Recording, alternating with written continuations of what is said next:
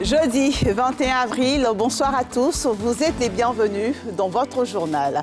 Depuis hier, la Côte d'Ivoire a un nouveau gouvernement. 32 membres, dont 7 femmes, c'est la composition de ce gouvernement Patrick Achi II qui a tenu son premier conseil des ministres aujourd'hui au palais présidentiel.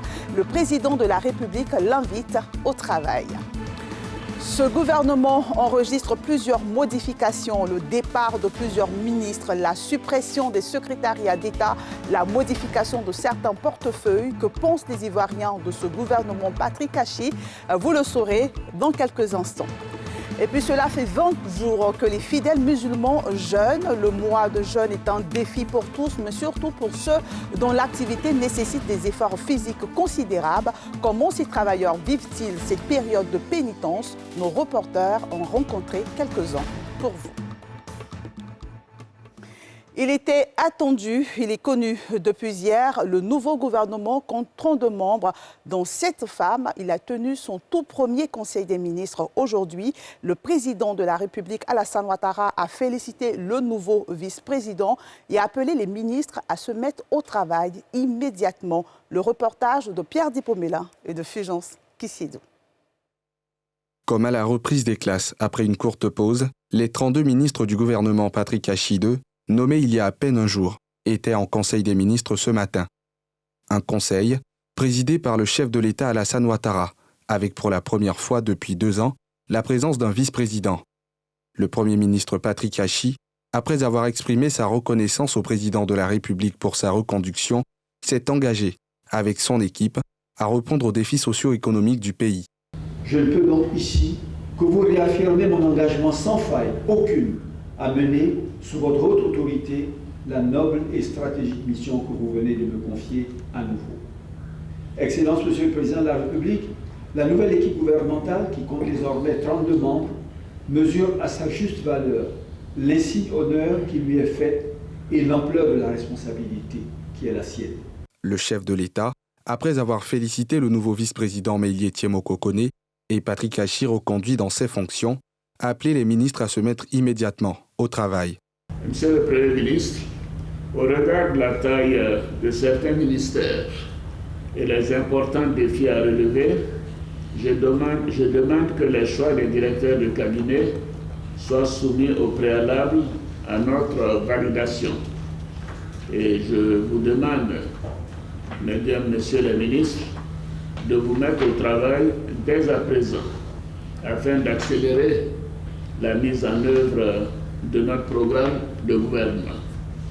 Un bref conseil des ministres qui était en réalité une prise de contact après les nominations. En ce qui nous concerne, les questions de bonne gouvernance et de lutte contre la corruption sont au cœur des priorités définies par le chef de l'État au gouvernement. Et nous remercions le chef de l'État, nous remercions le Premier ministre pour cette confiance renouvelée et nous appelons à l'ensemble de notre équipe à nous mettre au travail pour apporter notre contribution. Je mesure toute la charge qui va reposer sur mon épaule et je suis extrêmement heureuse de servir mon pays. Je vais déjà écouter et bien sûr m'imprégner de toute cette vision et évidemment travailler avec les acteurs du secteur culturel. Je crois que nous avons commencé un travail, nous avons des chantiers en cours et l'idée c'est, comme le président lui-même l'a rappelé, c'est la formation technique, la formation professionnelle, c'est l'école La Deuxième Chance, ce sont des chantiers qui sont en cours. Nous allons les poursuivre sous la haute autorité du Premier ministre pour que enfin les écoles soient disponibles, que les programmes soient révisés, rénovés, les réformes soient faites. Le nombre de ministres dans ce gouvernement Patrick Achi II est passé de 41 à 32, soit 11 départs. Et votre avis sur ce nouveau gouvernement nous intéresse. C'est une équipe resserrée dans laquelle on note une entrée et un retour, sans oublier la suppression des secrétariats d'État. Qu'en pensent les Ivoiriens et quelles sont leurs principales attentes? Ils se prononcent au micro de Mardoché Kwasi et d'Éric Kimou. C'est un gouvernement certes amputé des secrétaires d'État, mais très peu remanié, qui a été dévoilé hier mercredi par Abdourahmane Cissé, secrétaire général de la présidence de la République. Une situation qui n'est pas du goût de certains Ivoiriens qui en attendaient plus. Je ne suis pas satisfait puisqu'on attendait vraiment un changement. Mais c'est avéré que c'est les mêmes ministres qui ont été reconduits à la même place. On attendait un gouvernement de réconciliation, d'unité nationale où tous les acteurs politiques de la Côte d'Ivoire devaient être représentés pour que la cohésion sociale, vraiment gage de la paix, soit solidifiée en Côte d'Ivoire. Honnêtement, moi je m'attendais à plus. Vu que ceux qui sont là actuellement, ça fait plus de 10 ans, c'est les mêmes visages que nous voyons. Donc quand on a dit cette fois-ci qu'on devait changer le gouvernement pour avoir une nouvelle équipe restreinte, donc moi je m'attendais à une équipe de jeunes compétents, en tout cas qui allaient travailler pour la relève. Mais je ne m'attendais pas à ce que les mêmes personnes soient reconduites encore pour une autre confiance de la part du président. Pour d'autres, par contre, reconduire quasiment la même équipe est une bonne chose au vu des performances réalisées par les ministres reconduits. Il faut dire qu'on ne change pas l'équipe qui gagne. On ne change pas l'équipe qui gagne. Ils ont fait leur preuve et ils méritent encore d'être reconduits. Voilà, parce que le challenge est énorme et cette équipe qui a déjà fait ses preuves, il ne faut pas la changer. Il faut poursuivre avec elle. Je pense que ces personnes qui sont là, si on les a reconduits, c'est que c'est des personnes qui sont qualifiées pour ces postes-là. Donc, c'est mon avis. Je pense que c'est parce qu'ils étaient là, leur travail était bien. C'est pourquoi ils ont fait tout et puis on les a reconnus encore pour qu'ils reviennent travailler. C'est parce que leur travail était bien, c'est pourquoi on les a repris. Tous, par contre, sont unanimes sur le fait que plusieurs défis, dont l'épineuse question de la cherté de la vie, devront faire l'objet d'une attention particulière de la part des membres de ce deuxième gouvernement de l'ère Hachi-Patrick. Il faut que le président, je crois même le Premier ministre, donne encore assez de perche au ministre de la Réconciliation pour que cette réconciliation soit vraiment sincère. La situation devient de plus en plus chère. Les mamans pleurent dans les marchés, donc nous voulons une amélioration. Le respect des valeurs et puis qu'il soit plus à l'écoute de tous les Ivoiriens. Le gouvernement Hachi-Patrick II compte 32 membres, dont 7 femmes, contre 41 pour la précédente équipe. Et comme je vous le disais en titre, cela fait 20 jours que les fidèles musulmans sont en jeûne. Si pour d'autres les choses semblent plus simples, ce n'est pas le cas pour certains dont l'activité nécessite des efforts physiques considérables. Comment ces derniers vivent-ils cette période de pénitence? Doivent-ils craindre pour leur santé? Que dit le Coran à ce propos? Élément de réponse dans ce reportage de Mardoché Kwasi et de Mathurin Badé. Quartier Dallas, dans la commune d'Adjamé, 13 heures. Malgré le fait qu'il soit en jeûne, Amidou et ses camarades sont à la tâche, comme il est de coutume, pour décharger ce camion de marchandises. Un travail très exigeant physiquement, comme celui de briquetier, qui n'empêche pas ses travailleurs de se soumettre au jeûne. Avec le carême, vraiment, c'est pas tellement facile. Bon, on fait avec, on n'a pas le choix. Comme c'est une question de Dieu, si tu es fatigué, tu es obligé de te reposer. Voilà, pour ne pas couper les jeunes. Nous sommes en jeûne, mais on fait un travail éprouvant. Ça nous fatigue, mais on fait avec. On n'arrête pas malgré la fatigue, car Dieu recommande de faire le jeûne. Du côté des employeurs, on est conscient de la baisse de régime chez ces travailleurs qui peut provoquer des pertes. Mais on estime que le sacrifice en vaut la peine au nom du respect des principes de la religion. À partir de 15 heures, c'est KO, ils sont KO, et c'est le carême qui fait. Pour suivre le courant, la loi c'est la loi. On sait que ce mois-là, la religion est à Dieu aussi. Je ne peux pas continuer toute la journée à taper des briques parce que c'est un travail qui est très très dur. On a l'habitude, on fait une tonne ça fait 20 paquets. Mais présentement, on ne peut pas faire ça. Le jeûne est un devoir pour tout musulman. La pénibilité de son travail ne peut donc pas être une raison valable pour le rompre, selon le Saint-Coran. Il n'est pas fait dérogation à qui que ce soit, compte tenu de l'exercice de son boulot, de rompre son jeûne. Cependant, si pendant votre fonction, l'exercice de votre travail, vous arrivez au point où vous allez succomber par le fait du jeûne, alors l'islam vous autorise de boire ou de manger et puis rembourser ce seul jour-là après le ramadan. Toutefois, il importe pour ces travailleurs dont l'activité nécessite de gros efforts de prendre certaines précautions pour ne pas mettre sa santé en péril pendant cette période de privation. Il doit prendre un repas vraiment copieux, boire beaucoup d'eau, prendre beaucoup de fruits, c'est-à-dire tous les aliments qui contiennent un peu de sucre pour pouvoir tenir, pour pouvoir carburer toute la journée. Le mois de Ramadan est une période de grande spiritualité mais aussi de privation pour le corps.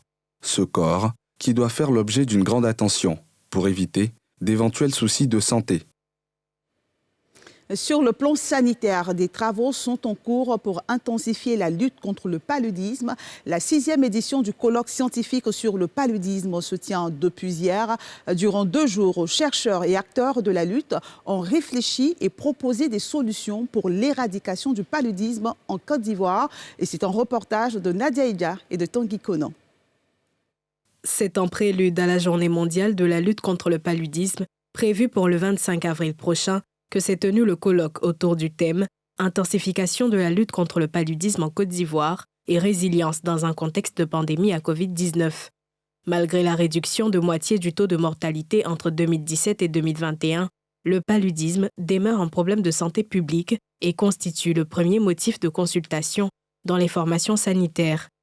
L'engagement de l'État de Côte d'Ivoire, à travers la mise à échelle des interventions de lutte efficaces et l'instauration de la gratuité des soins, a permis d'obtenir des avancées notables en matière de prévention et de prise en charge. Enseignants-chercheurs, sociologues, anthropologues, géographes ont pris part à ces travaux de recherche qui vont s'étendre sur 2 jours. Les résultats permettront d'identifier des stratégies innovantes pour l'atteinte de 0 cas de paludisme d'ici à 2030. Le 2030 est un objectif qu'on doit atteindre et cela est possible. Car nous avons les moyens, nous avons les hommes et nous avons à la fois la technologie et les ressources humaines et les ressources personnelles et les ressources financières pour pouvoir atteindre cet objectif-là. Pour l'édition 2022 de la Journée mondiale de la lutte contre le paludisme, le thème choisi est « Exploiter l'innovation pour réduire la charge mondiale du paludisme et sauver des vies ».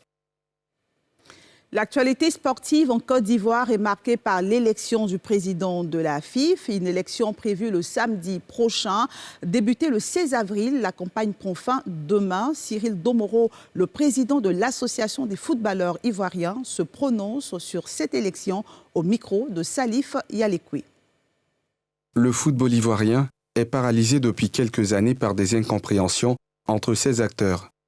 Une situation accentuée par le processus électoral, amorcé avec de nombreuses difficultés qui a contribué à la mise en place d'un comité de normalisation en décembre 2020.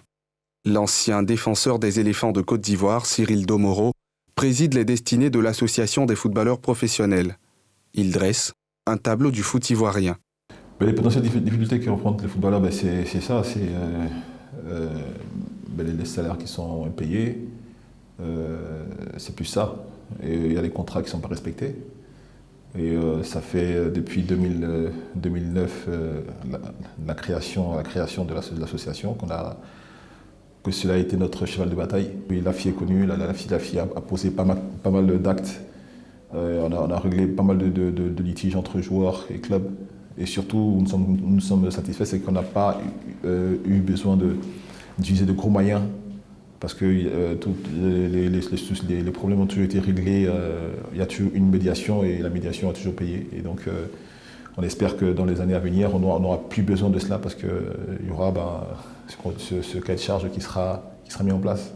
Le samedi prochain se tient dans la capitale politique ivoirienne l'Assemblée générale élective de la FIF. Une étape qui suscite de nombreux espoirs chez les footballeurs ivoiriens à travers ce groupement d'intérêts. C'est qu'on puisse se mettre en place et entre président de club et groupement d'intérêts et fédération, qu'on puisse mettre en place le contrat standard, mais surtout le cahier de charge, parce que c'est important. C'est parce que c'est le cahier de charge qui définira tout. Et j'ai bon espoir que la nouvelle équipe dirigeante qui sera à la fédération puisse s'atteler à ça, parce qu'il y a beaucoup à faire. Créée en 2009, l'AFI est membre de la FIPRO, le syndicat mondial des joueurs, a pour but d'obtenir la mise en place d'un statut social du footballeur en Côte d'Ivoire et travaille donc avec les professionnels évoluant au pays. Elle soutient la mise en place en Côte d'Ivoire d'un contrat standard type du footballeur professionnel, conforme aux circulaires FIFA. Et c'est la fin de ce journal de la rédaction de NCI. Merci de votre fidélité. Prenez soin de vous et à demain.